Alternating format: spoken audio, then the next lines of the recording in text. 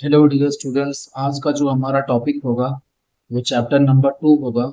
और चैप्टर का नाम होगा कंज्यूमर इक्विलिब्रियम। देखिए, इस कॉन्सेप्ट में होता क्या है समझिए। सबसे पहले हम समझते हैं कंज्यूमर का मतलब। कंज्यूमर का मतलब होता है कस्टमर।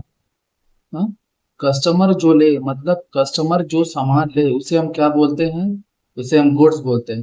ठीक है, कमोडिटी में बोल सकते हैं और हिंदी में क्या बोलेंगे?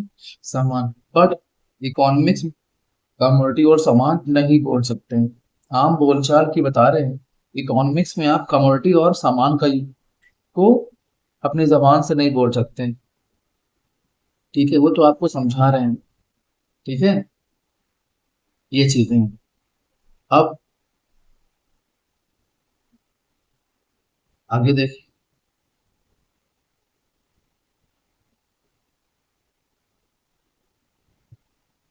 तो आप बोल क्या सकते हैं?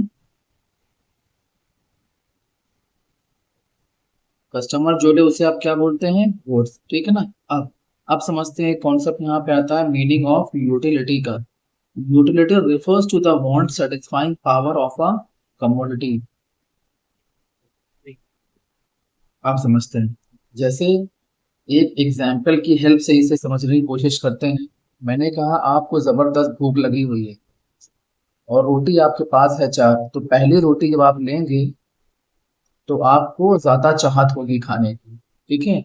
जब दूसरी रोटी आप लेंगे तो वो चाहत आपकी कुछ कम हो जाएगी। जब तीसरी लेंगे तो चाहत उससे कम हो जाएगी। बात समझ में आ रही है कि नहीं? मतलब जैसे जैसे आपका पेट भरता जाएगा, भूख आपकी खत्म होती जाएगी। एक वक्त ऐसा आएगा कि आपका पेट बिल्कुल भर जाएगा और उसके बाद भी आप खाना चाहेंगे तो आपको वॉमिट हो जाएगी, उल्टी हो जाएगी। ठीक है। इसे एग्जाम्पल की हेल्प से, टेबल की हेल्प से समझने की कोशिश करते हैं। क्वांटिटी है, ये लिखा है मजा। मजा को मैंने भूख बोलना चाहा। ठीक है ना। अब देखिए, मैंने कहा अगर आप क्वांटिटी 1 अगर आप लेते हैं तो मजा आपको 10 आएगा। दूसरी लेते हैं तो आपका मजा कुछ कम हो जाएगा, मतलब 8 हो जाएगा। तीसरे पे 4 हो जाएगा, चौथे पे 0 हो जाएगा। उसके बाद 0 के बाद क्या हो जाएगा? माइनस, जो मैंने कहा कि आपको उल्टी हो जाएगी, वॉमिट हो जाएगी। बात समझ में आई? ये चीजें हैं।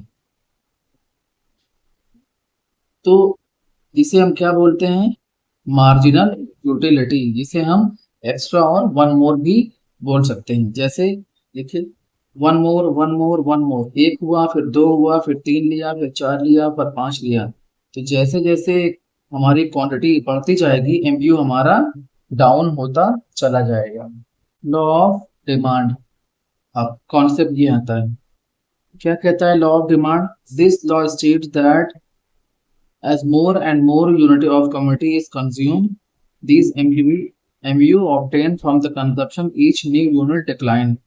लॉ ऑफ डिमांड ये कहता है कि अब जब आप किसी चीज की क्वांटिटी को लेते जाते हो, कंज्यूम करते जाते हो, तो उससे क्या होता है? आपकी एमयू जो होती है, मार्जिनल यूटिलिटी, वो क्या होती है? गिरती जाती है। बात समझ में आई? पीछे मैंने टेबल दिखाया आपको। ठीक है ना। 1 2 3 4 5 यूनिट थी और एमयू गिर रहा था। 10 8 4 0, और एक वक्त आया जब एमयू आपका -2 हो गया। ठीक है।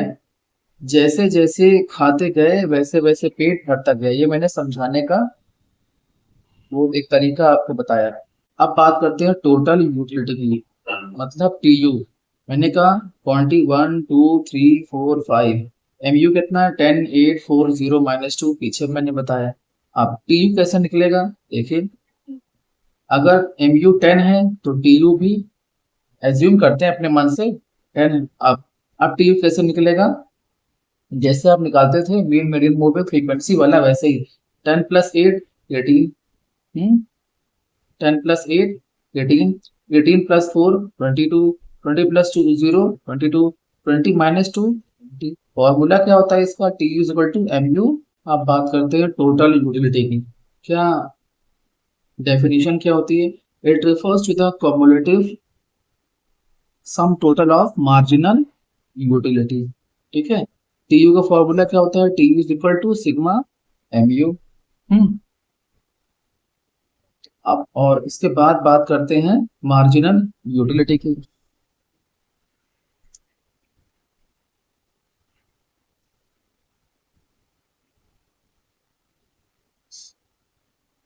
marginal utility.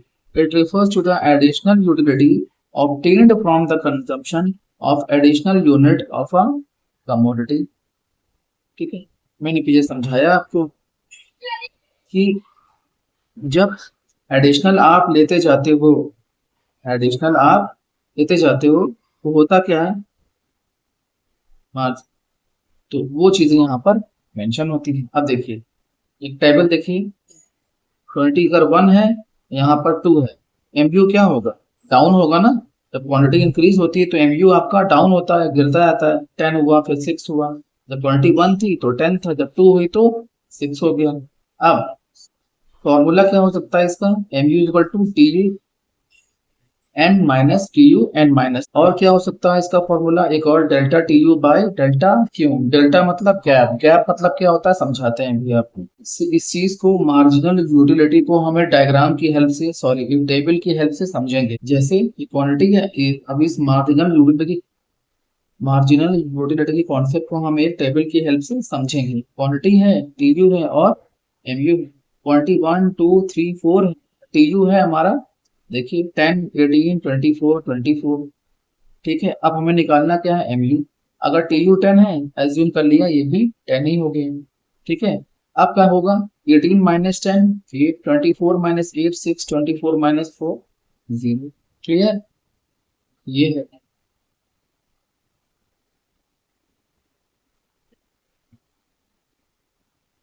अब फॉर्मूला मैंने क्या बताया पीछे आपको, M U equal to T U and minus 1।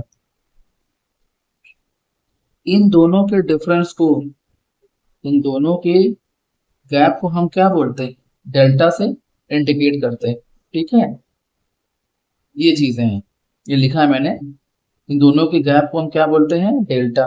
ठीक है, अभी समझाते हैं। देखिए यहाँ पर मैंने कहा दो क्वेश्चन मैंने यहाँ मेंशन किए, क्वेश्चन 1 एंड क्वेश्चन 2। देखिए quantity T U M U, quantity T U M U. अब यहाँ देखिए क्वांटिटी यहाँ कितनी है, 1 और 2, तो टी यू अपने मन से लिया 10 और 14, हमें निकालना क्या है, एम यू। तो कैसे होगा, ये और ये बिल्कुल, देखिए 1 के बाद जस्ट बात, कोई गैप नहीं, ठीक है ना, जस्ट बात। तो ये 1 है, 2 यहाँ पे 10 और 14, तो कितना हो जाएगा, 14 माइनस 10, यहाँ पे कितना हो जाएगा, 4। क्लियर है, इसको एक ब्रैकेट में मेंशन करते हैं। अब यहाँ देखिए, यहाँ कॉन्सेप्ट है, यहाँ क्वांटिटी है, टी यू है, एम यू है। क्वांटिटी यहाँ 1 है, 1 के बाद आना चाहिए 2, बट क्या आ गया, टाइम गैप ज्यादा हो गया ना, तो 3। तो अब पहले क्या निकालेंगे, यहाँ पर टाइम गैप निकालेंगे। तो टाइम गैप यहाँ कैसे निकलेगा, 3 माइनस 1 इज इक्वल टू 2 हो जाएगा। ठीक है ना, ये डेल्टा आ गया। फॉर्मूला क्या होता है, delta T U by delta Q. अब यहाँ पर कितना हो जाएगा, 14 माइनस 10, यहाँ पे क्या आ जाएगा, 4, ये आ गया। ठीक है, तो अब फॉर्मूला क्या होता है, delta T U by Q, by, delta T U है बाय क्यू, कितना हो जाएगा, 2। क्लियर, तो ये कॉन्सेप्ट समझ में आना चाहिए आपको। 1 के बाद यहाँ पे 2 है तो ऐसे आ जाएगा, 1 के बाद 3 है, या 4 होगा या 6 होगा, तो उसका पहले आप क्वांटिटी में टाइम गैप निकालेंगे, उसके बाद आप, इसलिए मैंने दोनों फॉर्मूला आपको बताया, M U is equal to T U N minus T U N minus 1, या फिर delta T U by delta Q. दोनों फॉर्मूले की हेल्प से मैंने क्वेश्चन आपको करवा दिया। कॉन्सेप्ट ये बोलता है कि क्यों जब क्वांटिटी जब इंक्रीज होती है तो एमयू आपका डिक्रीज होता है। देखिए क्वांटिटी 1 2 3 4 5 इंक्रीज हो रही है, एमयू आपका डिक्रीज हो रहा है, 10 8 4 0, और एक वक्त आया माइनस हो गया। अब इस चीज को एक with the help of graph की हेल्प से समझना चाहे तो कैसे समझेंगे। देखिए एक्स एक्सिस वाई एक्सिस, यहाँ पे 0 है, ये इसे हमने एमयू मान लिया और इसे हमने क्यों मान, क्वांटिटी मान लिया। तो यहाँ ये क्वांटिटी वाला वाली लाइन है तो इसे 1 2 3 4 5 बोल सकते हैं। ये एमयू वाली लाइन है तो इसे हम क्या बोल सकते हैं, ऐसी पे है कि, ठीक है ना, 10 8 4 0 इस तरह। अब देखिए मैंने कहा एमयू आपका डाउनवर्ड हो रहा है, देखिए नीचे जा रहा है, ये देखिए। तो अगर यहाँ से लेकर यहाँ, ये देखिए ये सब क्या है, पॉजिटिव है, मतलब पॉजिटिव मतलब ये 10 है, ये 8 है, ये 4 है, पॉजिटिव में ना यहाँ तक, इसे हम क्या बोलेंगे, एम यू पॉजिटिव। यहाँ पर क्या हो गया, एमयू आपका जीरो हो गया, ये देखिए एमयू जीरो। उसके बाद आपका क्या हो गया, एमयू माइनस टू हो गया। जीरो के बाद क्या होगा, माइनस में ही तो आएगा, पॉजिटिव, जीरो और नेगेटिव। क्लियर। अब लॉ ऑफ डिमिनिशन, अब इसे हम एक डायग्राम की हेल्प से समझते हैं। क्वांटिटी अगर इंक्रीज होती है तो एमयू हमारा डिक्रीज होता है। अब देखिए यहाँ पर ये एमयू है, ये क्वांटिटी है। अब देखिए क्वांटिटी, अब पहले सिर्फ एक देखिए, क्वांटिटी और यूनिट, ये यू यहाँ पर देखिए, मतलब एम यू। आप U2 और Q2 को भी छोड़ दीजिए, आप सिर्फ Q1 और U1 को देखिए। अगर क्वांटिटी हमारी वन है, क्वांटिटी वन है ये इस पॉइंट पे, तो ऐसे लेंगे और ऐसे मार लगा देंगे ना, ऐसे देखिए, ऐसे लिया और ऐसे लगा दिया। क्लियर है। जब क्वांटिटी हमारी एक इंक्रीज हो गई, देखिए बढ़ रही है ना, यहाँ पे क्यों लगा दिया Q2, तो यहाँ से लेकर यहाँ तक, यहाँ तक ऐसे कर देंगे। बात समझ में आ रही है। जब क्वांटिटी इंक्रीज हुई है, देखिए जब क्वांटिटी हमारी वन थी तो यू हमारा इतना था, जब क्वांटिटी हमारी इंक्रीज हो गई, थोड़ी बढ़ गई, तो यू हमारा कम हो गया। बात समझ में आई। तो पहले इतना था, फिर इतना हो गया, इतने से इतना हो गया। ठीक है। लॉ ऑफ डिमिनिशिंग एमयू के कुछ एक्सेप्शन है, हाँ भाई, कि अगर क्वांटिटी इंक्रीज होती है तो एमयू हमारा डिक्रीज होता है, बट ऐसे कुछ एक्सेप्शन भी है। देखिए कैश और हॉबी केस में, पैसे की ऐसी चाहत होती है इंसान के अंदर, अगर पैसा इंसान के पास बढ़ता जाता है तो उसकी ख्वाहिशें भी बढ़ती जाती है, तो ये कॉन्सेप्ट यहाँ पर अप्लाई नहीं होता है। ठीक है ना। इंसान के पास अगर 100 रुपए हो तो वो 200 की चाहत करेगा, 200 हो 2000 की चाहत करेगा। बात समझ में आई। हॉबी क्रिकेट, हमें खेलने का बड़ा शौक है, तो हम जितना ज्यादा खेलेंगे उतना ज्यादा हमें सेटिस्फैक्शन मिलेगा। बात समझ। लॉ ऑफ डिविनेशन कुछ अजम्पशन, एक एक्सेप्शन बताया, अब ये अजम्पशन है आपकी। देखिए अब यहाँ पे क्या है, 1 2 एंड 3, नो टाइम गैप।